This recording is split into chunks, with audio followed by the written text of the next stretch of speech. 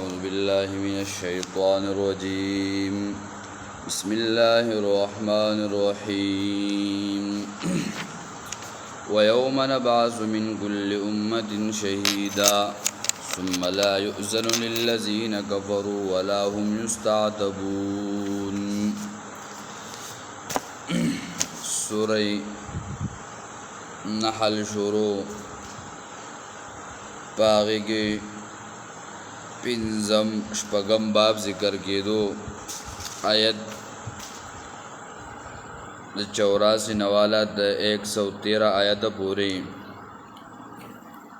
د 90 آیت پوری باغی کی تخویفات ذکر کېدل. وَيَوْمَ نَبْعَثُ مِنْ كُلِّ أُمَّةٍ شَهِيدًا پدی آیت باندې برونسا خبر ذکر شی وا د عیسی علیہ السلام د واقعې پورې چې الله جل شانه به عیسی علیہ السلام ته وایي چې آیت د خلکو ته ویلو چې زما عبادت کوئ یا زما د مور عبادت کوئ. عیسی علیہ السلام جواب کوي ان الله ربي وربكم فاعبدوا، تاسو عبادت کوئ د هغه رب چې هغه زما معبود دی او تاسو هم معبود دی. بلکې انبیا به وایي چې موږ د خلکو دا نه دی ویلي چې یا زموږ عبادت کوئ یا د اولیاء عبادت کوئ، بلکې عبادت د هغه رب کوئ چې هغه زموږ رب دی او تاسو رب دی. او بیا به په دغه انبیاء باندې گواه او په نور امتونو باندې به گواه نبی علیہ السلام وی او په دې کې داغه مقام او شان ذکر کېدو. دغه شان د سورې نحل کې دا خبره وا فالقوا الیهم القول انکم لکاذبون. فالقوا السلام ما كنا نعمل من سوء.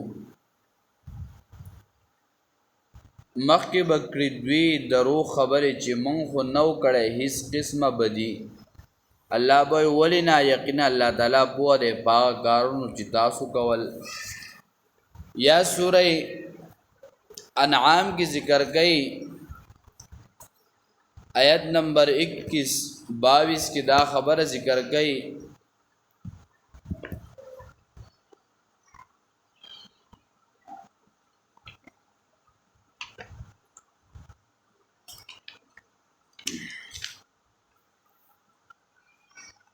وَيَوْمَ نَحْشُرُهُمْ جَمِيعًا ثُمَّ نَقُولُ لِلَّذِينَ أَشْرَكُوا أَيْنَ شُرَكَاؤُكُمُ الَّذِينَ كُنتُمْ تَزْعُمُونَ. پاورت چې دا ټول به راجمع کړي په یو ځای او بیا به ورته ووایي چې شرک چې تاسو کوو څه شول هغه مددګاران ستاسو چې ستاسو په ګمان کې دوی ستاسو سپارښیان ول. بیا به دوی ګنده جوابونه کوي، هغه بهانې به کوي، وایي به قسم به الله چې هغه زمونږ رب دی بلکې موږ شرک نه و کړی، بلکې صرف موږ د دوی تعظیم او دا کو. دغه شانتی سوره یاسین کې هم دا تذکره ده چې کله د دوی بانې به کوي دوی له به اجازت ورکړی شي بس دوی به بانې کوي.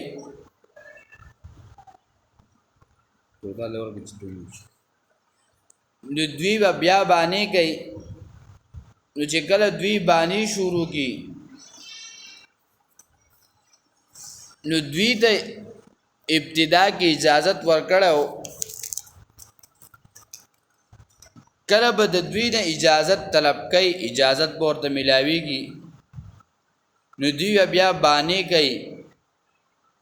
چې بانې دا وکړي الله جل شانه به د دوی په دې خولو باندې مهرونه ولګوي. اليوم نختم على افواههم وتكلمنا ايديهم. سوره یاسین د 65 آیت کې چې دوی لاسونه او خپې به گواهی شروع کی. نو بعضې وخت کې وایي چې اجازت ورکوي، بعضې وایي چې په دوی بس اجازت به ختم شي. لکه دغه شان د سوره مرسلات کې هم ذکر کوي یو کم 13 سپاره آیت نمبر 35-36 کی دا خبر هم ذکر شوی دا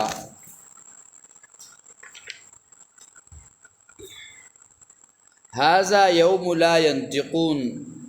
دا ورځ د چې نه بشي کولی دوی خبرې او نه به اذن حکم کېږي دوی ته چې بهانې وکوي بس تباهي ده په دغه ورځ د تکذیب کوونکو لره. نو ابن عباس رضی الله تعالی عنہ عبدالله ابن عباس هغه فرمایي چې کله به دوی ته اجازت ملاویږي او کله به اجازت نه ملاویږي. نو چې کله اجازت ملاویږي د هغې نه دغه بعضې آیاتونه مراد دي لکه د سوره انعام په بعضې ځایونو کې به ورته اجازت نه ملاویږي بلکې باندې هر څه به د دوی ختم شي او په خولو او بدې به مهرونه ولګي او د دوی خولې او دا به څه کي هغه به لاسونه او خپې دا به یې ګواهي شروع کي. لکه روایت کې راځي چې د قیامت ورځ 1000 کاله د بعضې 500 کاله. نو دا د ګناهونه چې څومره ګناهونه سیوا کېږي دومره په هغه باندې دا ورځ څه کېږي دا سیوا کېږي. نو دغې نه مراد چې بعضې موقعو باندې اجازت ورکول او په بعضې باندې اجازت نه ورکول. یا عام مفسرین ذکر کوي چې د دې نه مراد هغه ابتدا ده چې دوی له په ابتدا کې اجازت ورکړی شي نو دوی به دا بانې دا کوي. نو الله به چې تاسو ته خو انبیا درغلي وو فرشتې درغلي وو کتابونه دا هر څه درغلي وو بس د دوی په خولو باندې مهرونه ولګي او د دوی اندامونه دا به ګواهي شروع شي.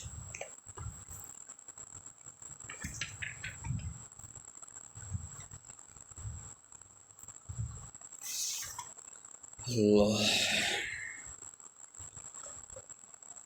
ويوم نبعث او بقم ورځ چې راپورته کړي دوی من کل امتین د هر امت نه به شهیدن بیان کوونکی ثم لا یؤذن للذین کفروا بیا به اجازت نه ورکول کېږي کافرانو ته د عذر کولو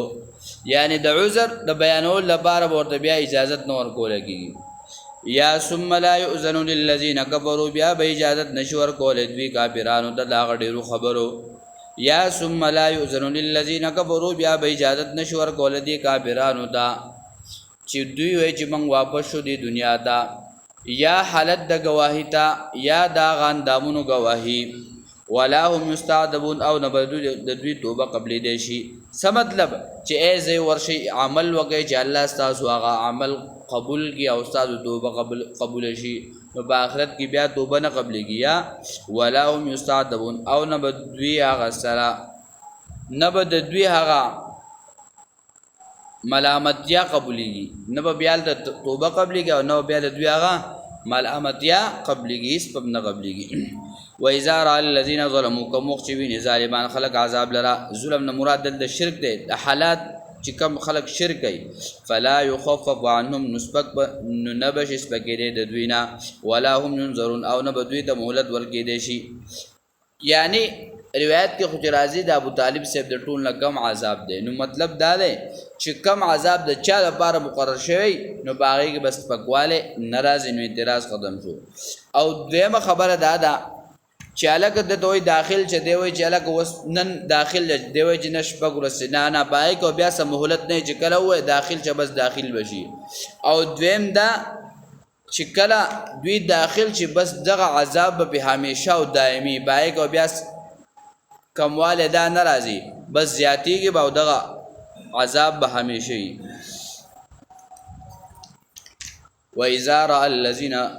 وإذا رأى الذين أشركوا شركاءهم نو په دې کې اوس ذکر کوي چې کله کله مجرم دا وي چې هغه اقرار وکړي په خپل جرم باندې دپاره د دې چې زه د دې پرې خبره کې ما ته نجات میلاویږي. کله کله دا مجرم په خپل خبره باندې اقرار دا نه کوي په خپله خبره باندې اقرار نه کوي دا پته که اقرار کوم نو بس سزا او تکلیف راته رسي. نو دلته حالات ذکر کوي چې دې مشرکانو په خپل جرم باندې اقرار کړی دی. حالانکې دلته تخویب اخروي ذکر کوي په بل انداز سره. په دنیا کې د خلکو امیدونه چې د ځان لپاره مشران او د ځان لپاره هغه پیران دا ګرځولي حالانکې د بعضې خلکو خو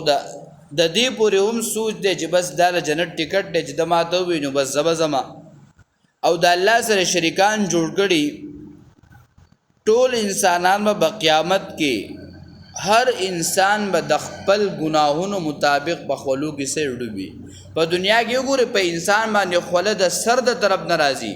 خو چې په آخرت کې به د خوله د خپو څوک به د خپو پورې ډوبي څوک به د اډوکو پورې څوک به د نامه پورې هر انسان به د خپل ګناه په وجه باندې د خپل خولو کې ډوب وي په دنیا کې سړی وګوري نن سبا په شکال شروع دی ګرمي سخت شي بعض خلک بیهوش شي بعض خلک بے دم شي د چا بلیډو غورځيږي ویلکه دا ګرمي را باندې نن څه چل کړو نو بیا چې کله د آخرت دا دومره تکلیف او سختي نو په د باندې بیهوشي نو کسړي باندې دومره تکلیف دارا شي بیا دا سوچ کوي چې یاره کسه ګټه مونږه سا یو سیز اړم شو ماغه د ټیک می واغسته چې زه بچ شوې دارته بيدو او د دینه او چې بیا په دنیا کې یو سړی د چا په سیز باندې قبضه لګولې ناجایزه قبضه یې دا غستی نو وای د انسان په سر باندې بدا سیز سي دا پروتي او الله ورته جزه چکر لګوا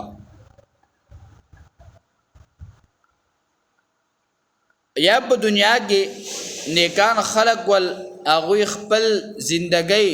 د الله په عبادتونو کې تیر کړې وي د الله په یووالي باندې یقینو او باغی عقیده لرله روسته خلق راولګېدل د هغه خلقو عبادتونه شروع کړل او هغوی ته د مدد आवाज شروع کو لکه نیکان بزرگان عیسی علیه السلام عزیر علیه السلام مریم بیبي دغه شانتی د نیکان خلق ول او انبیا ول چې هغوی په خپل ژوند کې د الله ذره بر نافرمانی نه وکړي چې روسته خلق رالل هغوی ته اوازونه په تور د مدد شروع کړل یا دغه حاجتونه شروع کړل د هغو ته اوازونه شروع کړل لکه سوره ابراهیم کې راځي دا شیطان به دی انسان ته وای چې ما ستاسو سره هم وعده کړی و الله د سره هم وعده کړی و بلکې د الله وعده رښتونی ده حق او سچدا چې کم خلق باغلار باندې روان شوی دی هغوی ته لار د جنت ملاو شوی ده او هغوی باغې باندې سری تلی دي او زما وعده خو دروغجن و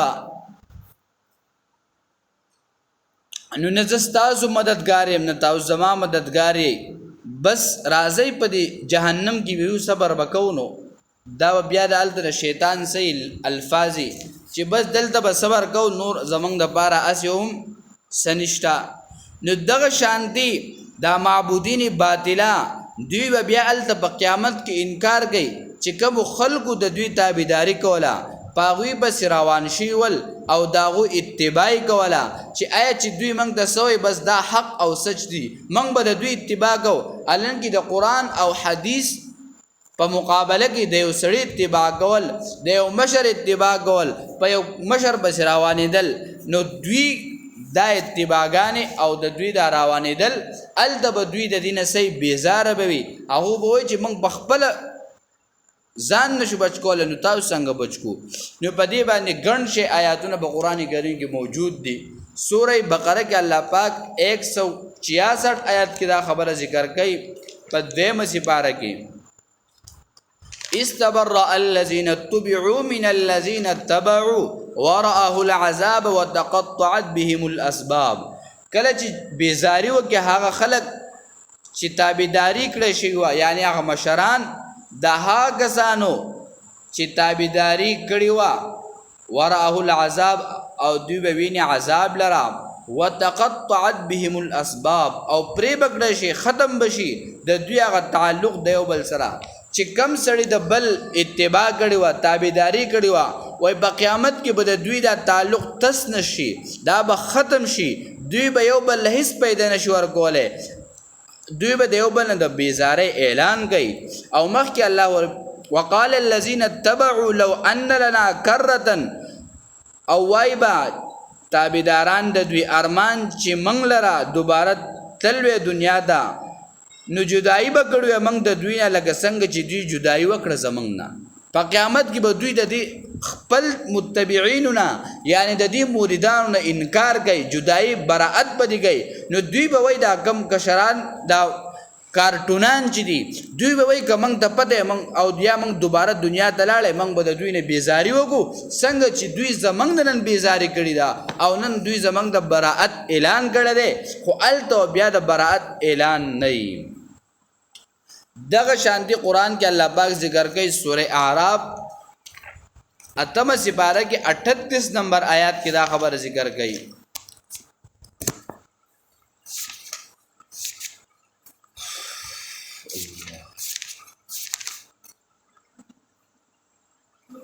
قال ادخلوا في قد خلت من قبلكم من الجن والانس في النار وای الله تعالی داخل جاي باغ ډلو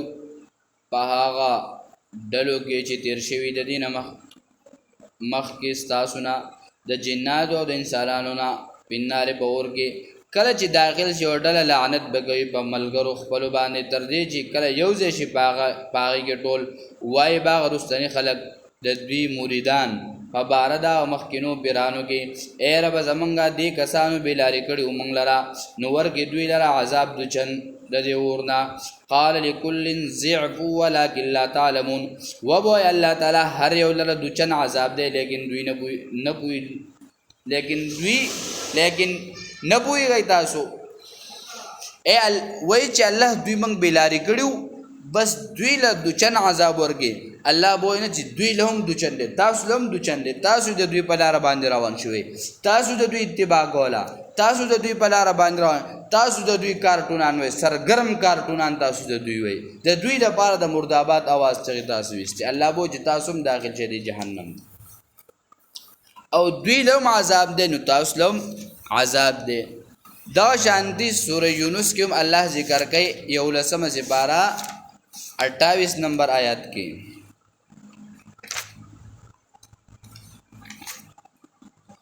کله چې نیو پوره شي دغه آیات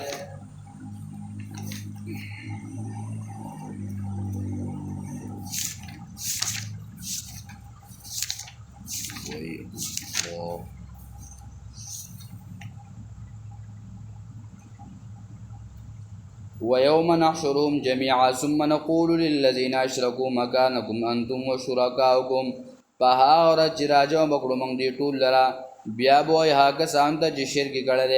ودرې گئی بځ خپل تاسو او شریکان تاسو نو جدای براولو مونږ بمن د دوی کې او وای بدا شریکان د دوی نو تاسو مونږ لره بندگی کوونکی اے دا مشران بدی کشران دی مولیدان دوی دی کارټونانو د بوي دا سرداران او دا مشران ورته تاسو زمونږ عبادت تاسو چاوي زمونږ عبادت کوی تاسو چاوي بونګ بس را بسیږي تاسو چاوي زمونږ د پاره چغي او سوری وباسي فكفى بالله شهيدا بيننا وبينكم پس پر الله تعالی گواه بمن زمون او استادو کی ان كنا عن عبادتكم لغافلين یقینا موږ د بندګۍ تاسو نه خامخانه خبر اے تاسو زمون په دنیا کې عبادت کو تاسو زمونږه بندگی کوله موږ خو تاسو د بندګۍ نه د دین نه خبر او موږ ته د دې پتا نشتا دغه شانتي سوره احزاب کې هم آیت ته دویشتمه سپاره کی آیت نمبر 67 نمبر آیت تے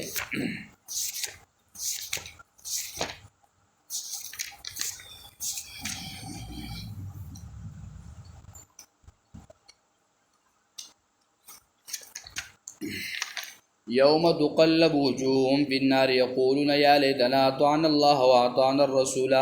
فدغ ورز اړول چې راړول بشي د دوی د مخونه پور کې او وای با هاي ارمان چې تابعداري کړه موږ د الله او د رسول صلی الله علیه وسلم تقلب لکی اوړېدو الګ سره وای مثال کې الګ وای زما په دې ځړه کې کله وای چې دا کار وکړه کله وای چې دا کار وکړه تقلب څه دی لکی